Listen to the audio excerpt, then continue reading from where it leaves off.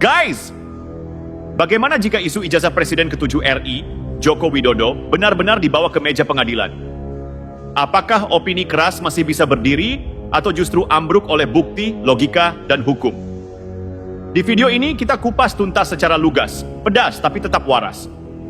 Kenapa meneliti foto dan fotokopi langsung gugur di pengadilan? Mengapa merasa ahli tidak sama dengan punya kewenangan?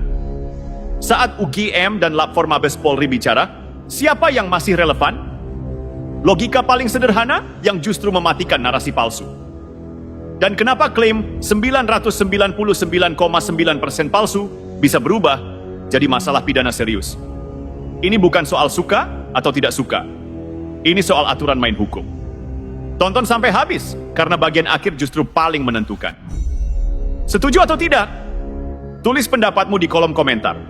Debat boleh, fitnah jangan.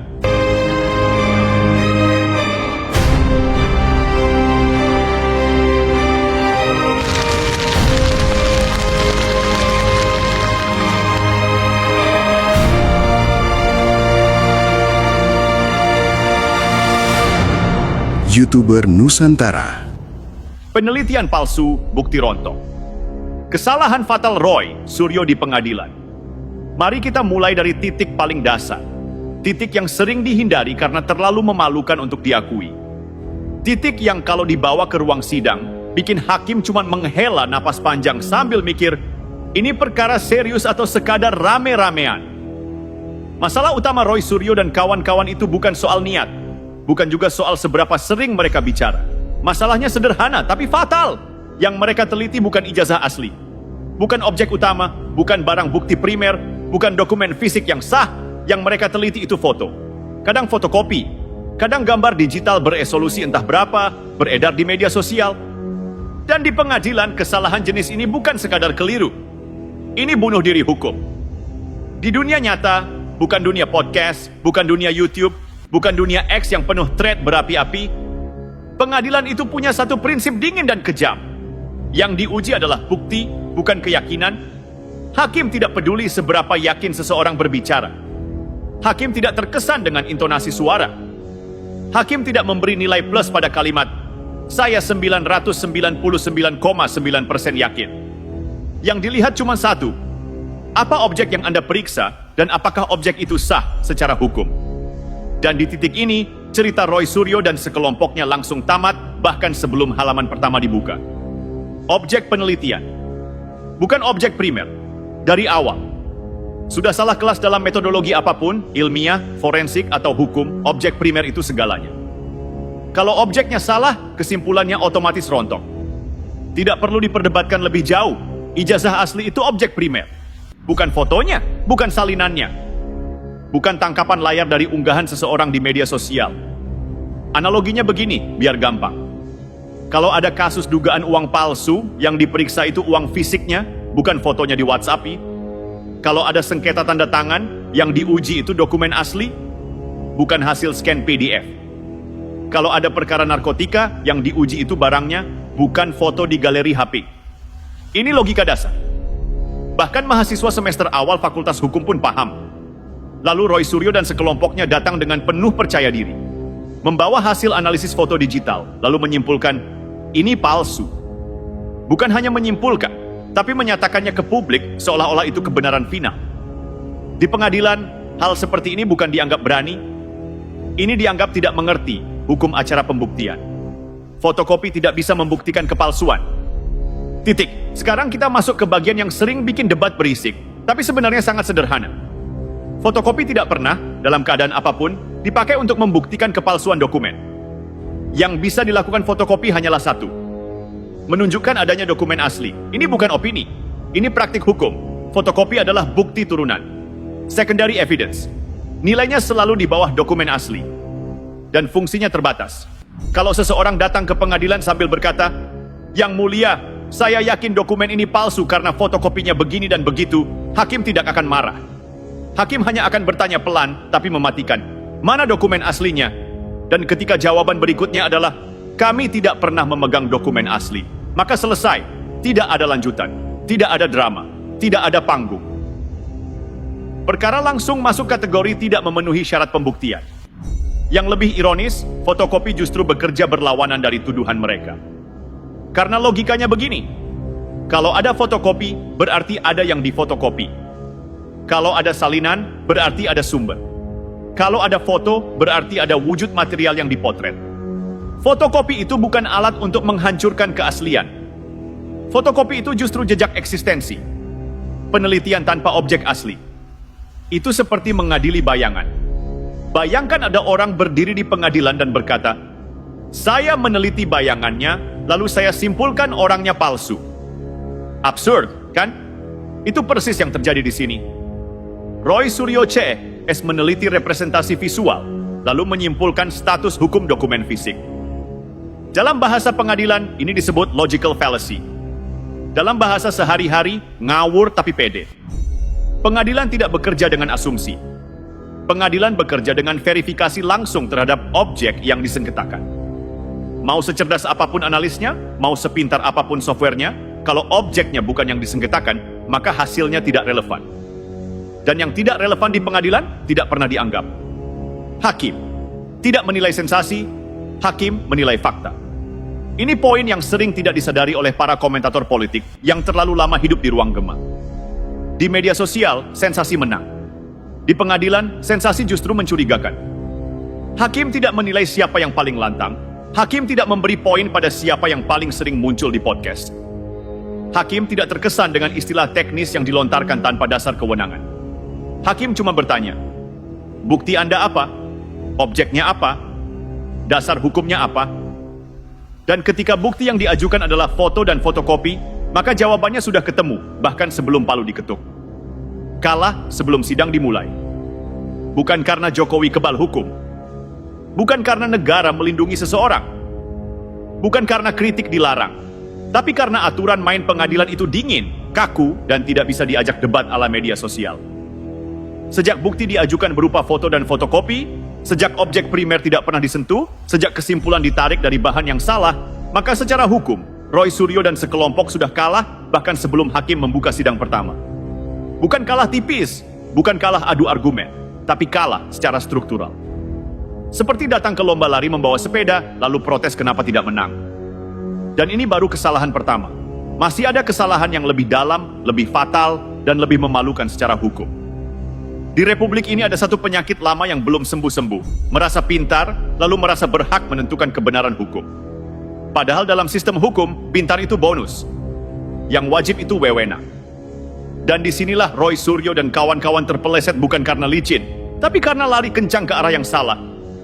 Mari kita luruskan sejak awal, supaya tidak ada drama.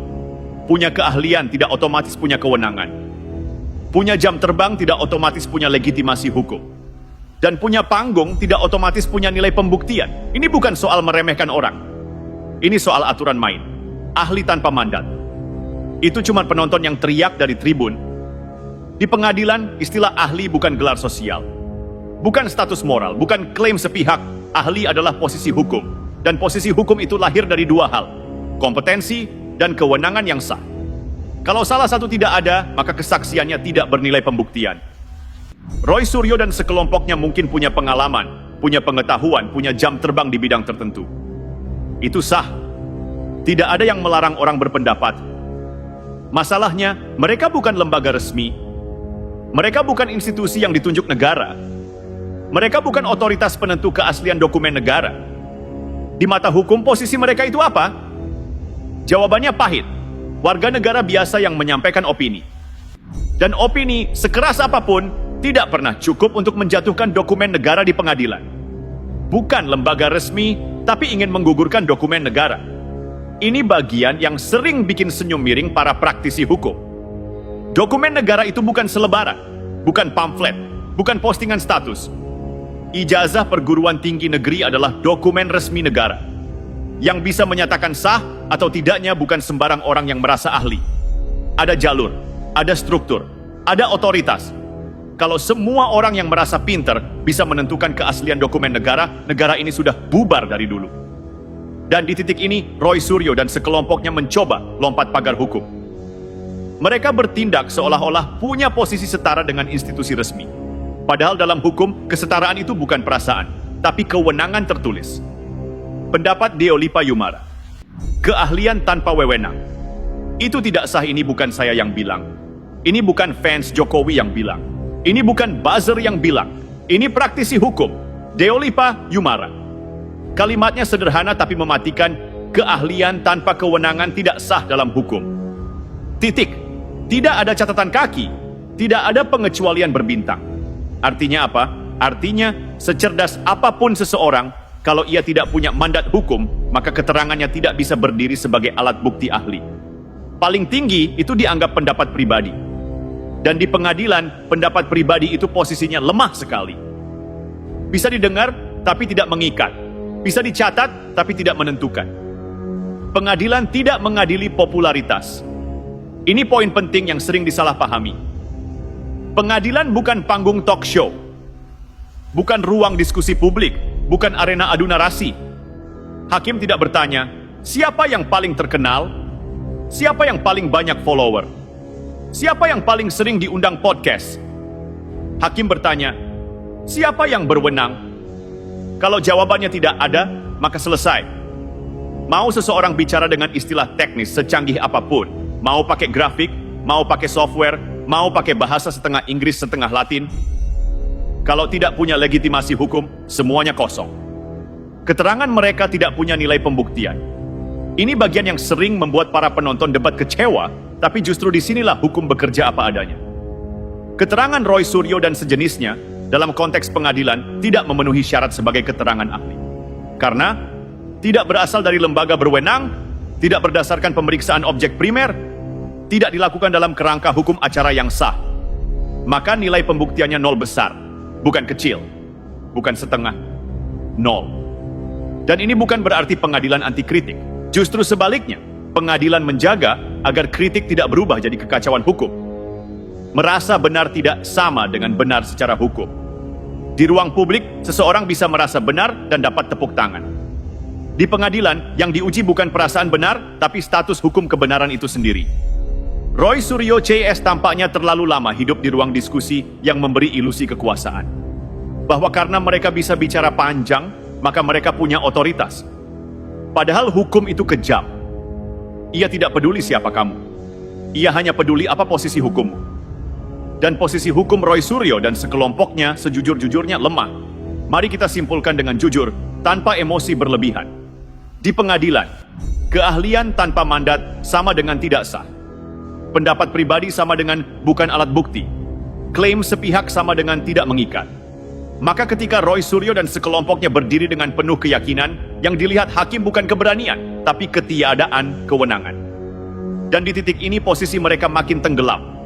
Ibarat bangunan, fondasinya tidak ada, izinnya tidak ada, tapi tetap ngotot disebut gedung.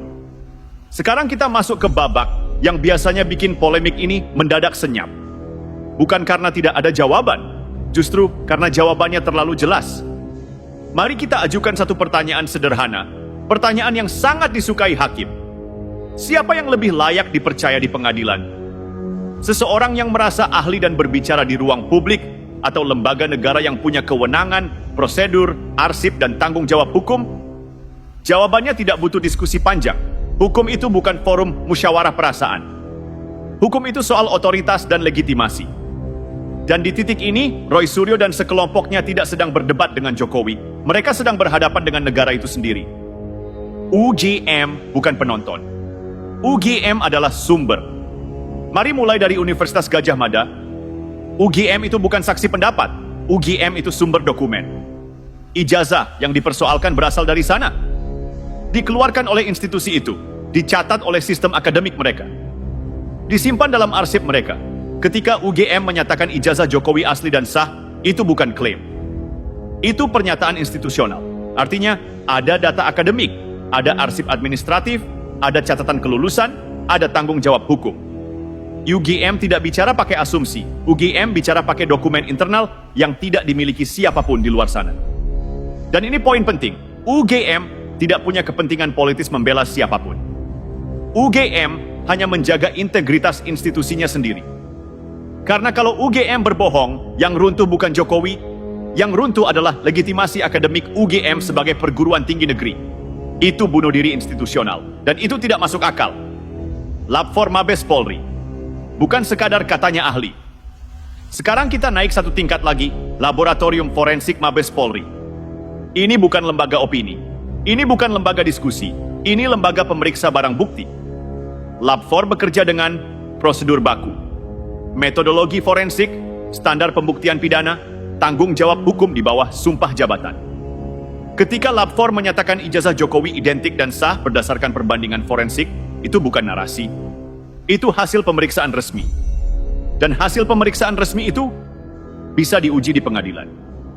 Bisa dipertanggungjawabkan secara hukum. Bisa dipidanakan jika palsu. Bandingkan dengan analisis foto digital di luar sistem hukum. Perbandingannya bahkan tidak selevel. Pertarungan ini tidak seimbang sejak awal. Mari kita jujur, tanpa emosi. Di satu sisi, UJM, Lab 4 Mabes Polri, data primer arsip resmi, wewenang hukum. Di sisi lain, opini individu, analisis foto, tanpa dokumen asli, tanpa mandat hukum. Ini bukan duel, ini bukan debat, ini ketimpangan struktural. Ibaratnya seperti ini, satu pihak datang membawa akta kelahiran dari Dukcapil, pihak lain datang membawa hasil analisis screenshot. Hakim tidak perlu pintar untuk memilih, hakim hanya perlu waras. Saat negara bicara, opini pribadi langsung tamat.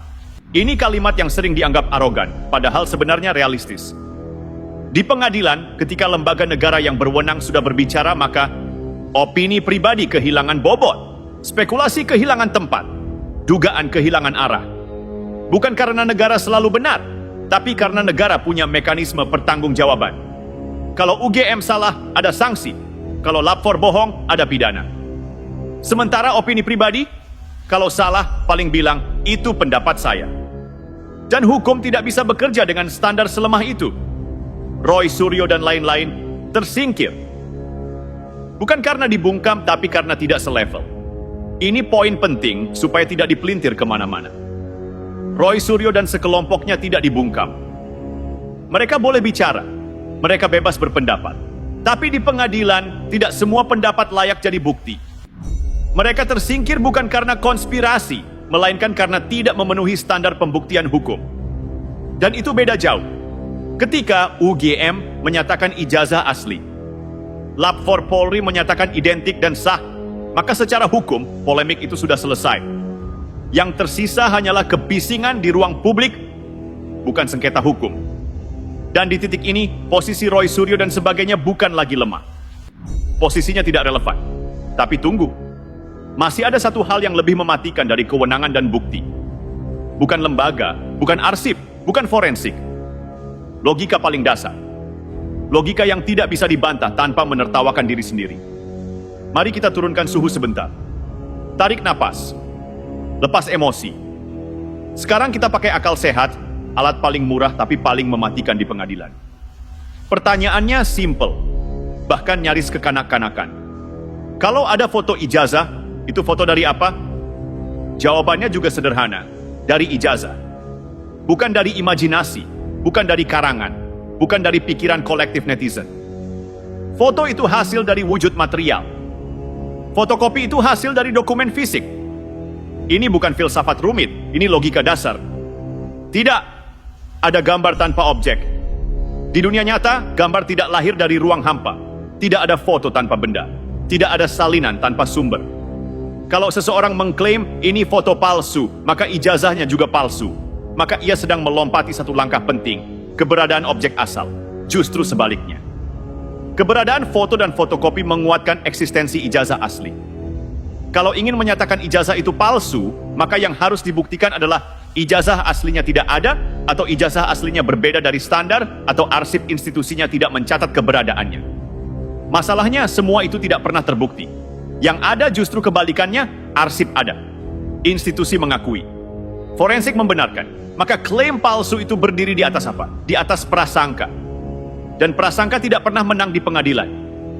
Logika hakim lebih tajam dari logika panggung. Hakim bukan penonton debat. Hakim tidak hidup dari sorakan. Hakim hidup dari koherensi logika dan fakta. Hakim akan bertanya dalam hati, kalau dokumen ini palsu, lalu dari mana asal foto ini? Siapa yang memalsukan? Kapan? Dengan alat apa? Arsip mana yang dilanggar? Dan ketika semua pertanyaan itu tidak punya jawaban konkret, maka tuduhan itu tidak berdiri sebagai dakwaan, melainkan dugaan kosong. Di titik ini, narasi Roy Suryo dan sejenisnya bukan dibantah. Ia ambruk sendiri. Kesimpulan tema 4. Akal sehat menghabisi ilusi. Tanpa perlu laboratorium canggih, tanpa perlu gelar akademik panjang, tanpa perlu podcast berjam-jam, cukup satu logika sederhana. Ada foto, ada objek, ada ijazah asli. Dan ketika logika paling dasar saja tidak bisa mereka patahkan, maka seluruh bangunan narasi runtuh seperti rumah kartu. Sekarang kita masuk ke bagian paling serius. Bukan lagi soal benar salah akademik, bukan lagi soal adu opini. Ini soal konsekuensi hukum pidana. Angka 999,9% itu bukan bukti, tapi bumerang. Di ruang publik, angka besar terdengar meyakinkan. Di pengadilan, angka besar tanpa bukti justru mencurigakan. Klaim 999,9% palsu itu bukan penguatan argumen. Itu pengakuan ketiadaan bukti. Karena orang yang punya bukti tidak perlu melebih-lebihkan. Bukti bicara sendiri. Dan disinilah masalahnya dimulai. Repetisi tuduhan adalah unsur pidana. Hukum pidana punya satu prinsip penting. Perbuatan berulang memperberat. Ketika seseorang menyatakan tuduhan, mengulanginya, menyebarkannya secara terbuka, melakukannya berkali-kali, bahkan setelah ditetapkan sebagai tersangka, maka yang dinilai bukan lagi niat mengkritik, melainkan kesengajaan merusak nama baik. Di titik ini, kalimat itu hanya pendapat, tidak lagi relevan. Karena pendapat yang diulang, disebar, dan ditegaskan tanpa bukti sah, berubah statusnya menjadi perbuatan hukum. Semakin sering bicara, semakin berat posisi ini, ironi yang sering tidak disadari. Banyak orang berpikir, kalau saya terus bicara, kebenaran akan menang. Di pengadilan, yang terjadi justru sebaliknya. Semakin sering tuduhan diulang, unsur kesengajaan makin jelas, unsur penyebaran makin kuat, unsur kerugian reputasi makin nyata. Dan itu semua memperberat posisi hukum. Bukan membela diri, justru menggali lubang lebih dalam. Bukan kritik yang dipersoalkan, tapi metodenya ini penting supaya tidak dipelintir. Tidak ada yang melarang kritik, tidak ada yang membungkam pertanyaan. Yang dipersoalkan adalah menuduh tanpa bukti sah, menyimpulkan tanpa kewenangan, mengulang tuduhan meski tahu tidak punya dasar hukum. Disitulah kritik berubah menjadi tindak pidana. Hukum tidak anti bicara, hukum anti fitnah yang dibungkus keyakinan palsu. Dan ketika seseorang terus berbicara tanpa dasar, ia bukan sedang melawan kekuasaan, ia sedang melawan hukum itu sendiri. Jika kasus ijazah Jokowi benar-benar masuk ke meja pengadilan, Roy Suryo dan kawan-kawan tidak hanya berpotensi kalah. Mereka kalah dari sisi bukti, dari sisi kewenangan, dari sisi lembaga, dari sisi logika, dari sisi hukum pidana. Ini bukan soal siapa yang lebih lantang. Ini soal siapa yang diakui hukum. Dan hukum tidak bekerja dengan emosi. Ia bekerja dengan fakta, otoritas, dan akal sehat. Di titik ini, polemik berhenti menjadi debat. Ia berubah menjadi catatan hukum. Dan hukum, seperti biasa, tidak pernah peduli pada ilusi.